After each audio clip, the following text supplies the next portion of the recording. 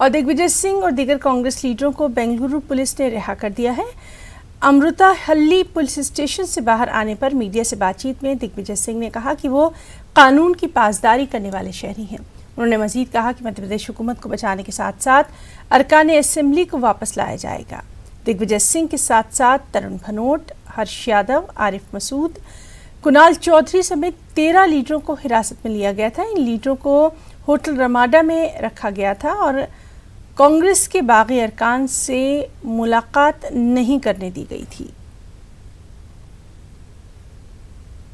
और एक बार फिर से हम रुक करेंगे बेंगलुरु का, जहां मौजूद है हमारे साथ हमारे नुमाइंदे रऊफ अहमद। रऊफ, आपसे जानना चाहेंगे, लगातार हम देख रहे हैं कि सुबह से ही बेंगलुरु में सियासत गरमाई हुई है। दिग्विजय सिंह के ताल्लुक से भी ये खबर आ रही है कि अब उन्हें रिहा कर दिया गया है।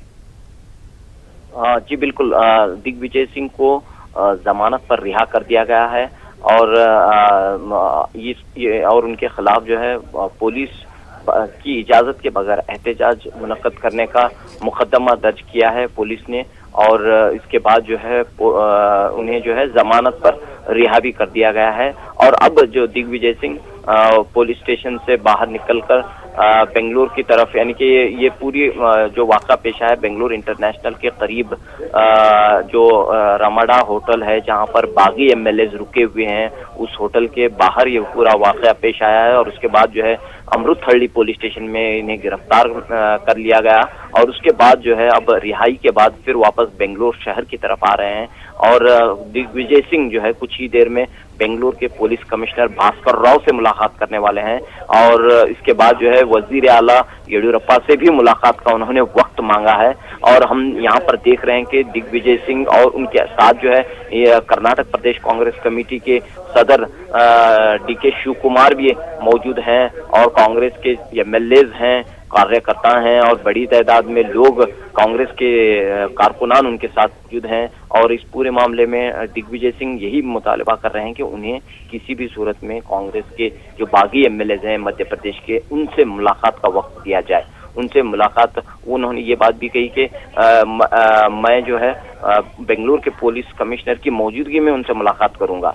तो उन्होंने ये दरख्वास्त लेकर वो यहाँ पर डटे हुए हैं और आज उन्होंने रऊफ, इस सब के बीच में कल की अगर बात करें तो कल हमने देखा था कि इन बागी अरकान असेंबली ने एक प्रेस कॉन्फ्रेंस की थी। प्रेस कॉन्फ्रेंस में साफ तौर पर इन्होंने कह दिया था कि इन पर किसी का दबाव नहीं है।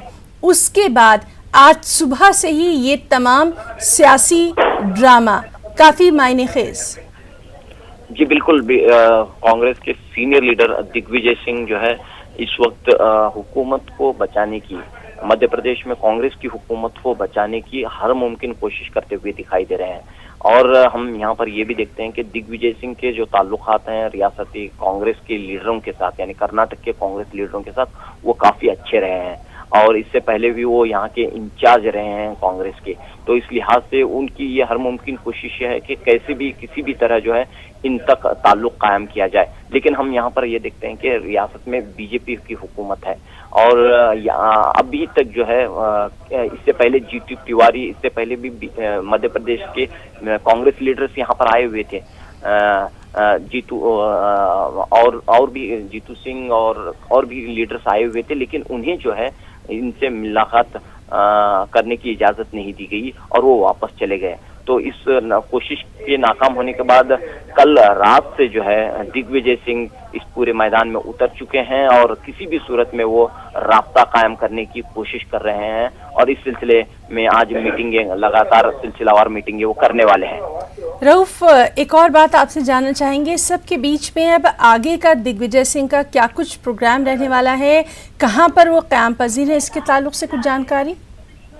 जी देखिए, अब इस वक्त जो है वो बेंगलुरु सिटी के अंदर आ रहे हैं और यहाँ पर जैसा कि मैंने भी अभी कहा कि वो बेंगलुरु के पुलिस कमिश्नर भास्कर राव से मुलाकात करने वाले हैं और उसके बाद आइंदा चीफ मिनिस्टर के पास भी वो जाने वाले हैं। लेकिन अभी तक चीफ मिनिस्टर और दिग्विजय सिंह के दरमियान मुलाकात का कोई वक्त तय नहीं हो पाया है और इस लिहाज से हम देख रहे हैं कि मध्य प्रदेश का सियासी ड्रामा बेंगलोर में एक तरह से मुंतकिल हो चुका है और आज दिन भर जो है ये यहाँ पर कांग्रेस और मध्य प्रदेश के जो बागी एमएलएज हैं उनके दरमियान एक तरह से टकराव की या फिर आमने सामने की सूरत हाल पैदा हुई है। जी रऊफ, बहुत बहुत शुक्रिया अदा करना चाहेंगे।